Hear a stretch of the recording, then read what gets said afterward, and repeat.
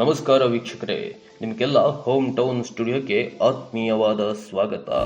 ಜಗತ್ತಿನಲ್ಲಿ ಮೊದಲು ಪೊಲೀಸ್ ವ್ಯವಸ್ಥೆ ಶುರುವಾಗಿದ್ದು ಎಲ್ಲಿ? ಭಾರತಕ್ಕೆ ಖಾಕಿ ಪಡೆ ಎಂಟ್ರಿ ಕೊಟ್ಟಿದ್ದು ಯಾವಾಗ? ಪೊಲೀಸರು ಯಾವುದೇ ದೇಶ ಅಥವಾ ರಾಜ್ಯದ ಅವಿಭಾಜ್ಯ ಅಂಗವಾಗಿದೆ. ಸಂಬಂಧಪಟ್ಟ ಪ್ರದೇಶದಲ್ಲಿ ಕಾನೂನು ಸುವ್ಯವಸ್ಥೆಯನ್ನ ಕಾಪಾಡುವುದು ಪೊಲೀಸರ ಮುಖ್ಯ ಕರ್ತವ್ಯ. ಜನರು ಕಾನೂನು ಪಾಲನೆ ಮಾಡಲು ಹಾಗೆ ಅಪರಾಧವನ್ನ ತಪ್ಪಿಸಲು ಈ ಪೊಲೀಸ್ ಇಲಾಖೆಗಳು ತುಂಬಾನೇ ಮುಖ್ಯವಾಗಿದೆ. ಇಂತಹ ಸಂದರ್ಭಗಳಲ್ಲಿ ಪೊಲೀಸರ ಪಾತ್ರ ಬಹಳ ಮುಖ್ಯವಾಗುತ್ತದೆ. ಇಂತಹ ಪೊಲೀಸ್ ವ್ಯವಸ್ಥೆಯು ಮೊದಲ ಬಾರಿಗೆ ಪ್ರಾರಂಭವಾಗಿದ್ದು ಎಲ್ಲಿ? ಈ ಮಾಹಿತಿಯನ್ನ ಈ ವಿಡಿಯೋದಲ್ಲಿ ತಿಳಿಸ್ಕೊಡ್ತೀವಿ. ನಿಮ್ಮ ಬೆಂಬಲ ನಮಗಿರಲಿ. ಪೊಲೀಸರು ಯಾವುದೇ ದೇಶದ ಅಥವಾ ರಾಜ್ಯದ ಅವಿಭಾಜ್ಯ ಅಂಗ. ಈ ವ್ಯವಸ್ಥೆಯು ಪುರಾತನ ಕಾಲದಿಂದಲೂ ಇದೆ. ಆದರೆ ಆಧುನಿಕ ಅರ್ಥದಲ್ಲಿ ಪೊಲೀಸ್ ವ್ಯವಸ್ಥೆಯ ಉಗಮವನ್ನ ವಿಶ್ವದ ವಿವಿಧ ಭಾಗಗಳಲ್ಲಿ ವಿಭಿನ್ನ ಸಮಯದಲ್ಲಿ ಕಾಣಬಹುದು. ಈ ಪ್ರಶ್ನೆಯನ್ನು ಸಂಪೂರ್ಣವಾಗಿ ವಿವರಿಸಲು ಮೊದಲಿಗೆ ವಿಶ್ವದಲ್ಲಿ ಪೊಲೀಸ್ ವ್ಯವಸ್ಥೆಯ ಆರಂಭವನ್ನ ತಿಳಿಯೋಣ. ನಂತರ ಭಾರತದಲ್ಲಿ ಇದರ ಪರಿಚಯ ಮತ್ತು ವಿಕಾಸವನ್ನ ನೋಡೋಣ. ಪೊಲೀಸ್ ವ್ಯವಸ್ಥೆಯಂತಹ ಕಾನೂನು ಜಾರಿಯ ಕಲ್ಪನೆಯು ಪುರಾತನ ಸಂಸ್ಕೃತಿಗಳಿಗೆ ಹಿಂದಿನದು ಎನ್ನಲಾಗಿದೆ. ಅಂದರೆ ಕ್ರಿಸ್ತಪೂರ್ವ 3000ರಲ್ಲಿ ಪುರಾತನ ಈಜಿಪ್ಟ್ನಲ್ಲಿ ಫೆರೋಗಳ ಆಡಳಿತದಲ್ಲಿ ನುಬಿಯನ್ ಗಾರ್ಡ್ ಎಂಬ ಒಂದು ರೀತಿಯ ಸಂಘಟಿತ ಭದ್ರತಾ ಪಡೆ ಇತ್ತು. ಇದು ಕಾನೂನು ಜಾರಿಗೊಳಿಸುವುದು ಮತ್ತು ರಾಜನ ರಕ್ಷಣೆಗೆ ಸಹಾಯ ಮಾಡಿತು.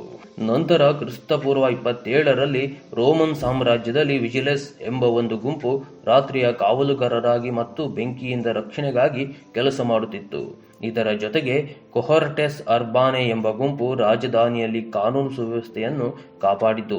ಇನ್ನು ಇಂಗ್ಲೆಂಡ್ನಲ್ಲಿ ಶೆರಿಫ್ ವ್ಯವಸ್ಥೆಯು ಕಾನೂನು ಜಾರಿಯ ಜವಾಬ್ದಾರಿಯನ್ನು ಸಾಮಾನ್ಯ ಜನರು ಹಂಚಿಕೊಂಡಿದ್ದರು. ಮುಂದುವರೆದು ವಿಶ್ವದಲ್ಲಿ ಆಧುನಿಕ ಸಂಘಟಿತ ಸಮವಸ್ತ್ರಧಾರಿ ಪೊಲೀಸ್ ವ್ಯವಸ್ಥೆಯನ್ನು ಮೊದಲಿಗೆ ಸ್ಥಾಪಿಸಿದ್ದು 1829ರಲ್ಲಿ ಇಂಗ್ಲೆಂಡ್ನಲ್ಲಿ ಸರ್ ರಾಬರ್ಟ್ ಫೀಲರಿಂದ.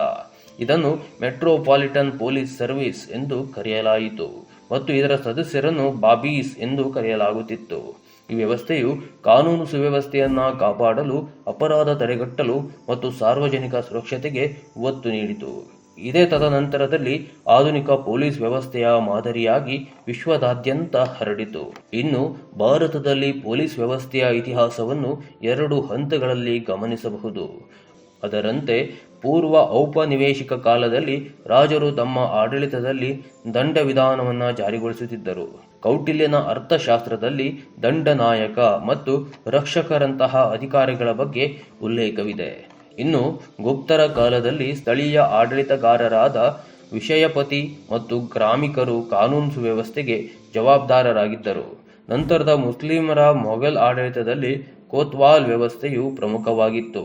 ಕೋತ್ವಾಲ್ಗಳು ನಗರದ ಕಾನೂನು ಸುವ್ಯವಸ್ಥೆ, ಅಪರಾಧ ತನಿಖೆ ಮತ್ತು ಸಾರ್ವಜನಿಕ ಸುರಕ್ಷತೆಗೆ ಜವಾಬ್ದಾರರಾಗಿದ್ದರು.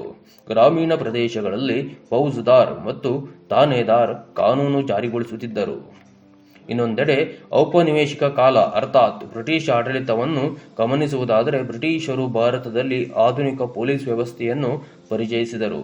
ಅದರಂತೆ ಮದ್ರಾಸ್ ಪ್ರೆಸಿಡೆನ್ಸಿಯಲ್ಲಿ 1806ರಲ್ಲಿ ಸಂಘಟಿತ ಪೊಲೀಸ್ ವ್ಯವಸ್ಥೆಯನ್ನ ರೂಪಿಸಲಾಯಿತು. ಇನ್ನು ಸ್ವತಂತ್ರ ಭಾರತದಲ್ಲಿ ಪೊಲೀಸ್ ವ್ಯವಸ್ಥೆಯನ್ನು ಜನಸೇವೆಗೆ ಕೇಂದ್ರೀಕರಿಸುವ ಪ್ರಯತ್ನಗಳು ನಡೆದವು. 1977ರಲ್ಲಿ ರಾಷ್ಟ್ರೀಯ ಪೊಲೀಸ್ ಆಯೋಗವನ್ನು ರಚಿಸಲಾಯಿತು. ಇದು ಪೊಲೀಸ್ ಸುಧಾರಣೆಗೆ ಶಿಫಾರಸು ಮಾಡಿತು. ಆದರೆ ಇಂದಿಗೂ ಭಾರತದ ಪೊಲೀಸ್ ವ್ಯವಸ್ಥೆಯು ಔಪನಿವೇಶಿಕ ಕಾಲದ ರಚನೆಯಿಂದ ಸಂಪೂರ್ಣವಾಗಿ ಮುಕ್ತವಾಗಿಲ್ಲ. ನಿಮಗೆ ಈ ಮಾಹಿತಿ ಇಷ್ಟ ಆಗಿದ್ರೆ ನಿಮ್ಮವರ ಜೊತೆ ಹಂಚಿಕೊಳ್ಳಿ. ಮತ್ತೊಂದು ವಿಡಿಯೋದಲ್ಲಿ ಮತ್ತೆ ಸಿಗೋಣ. ನಮಸ್ಕಾರ.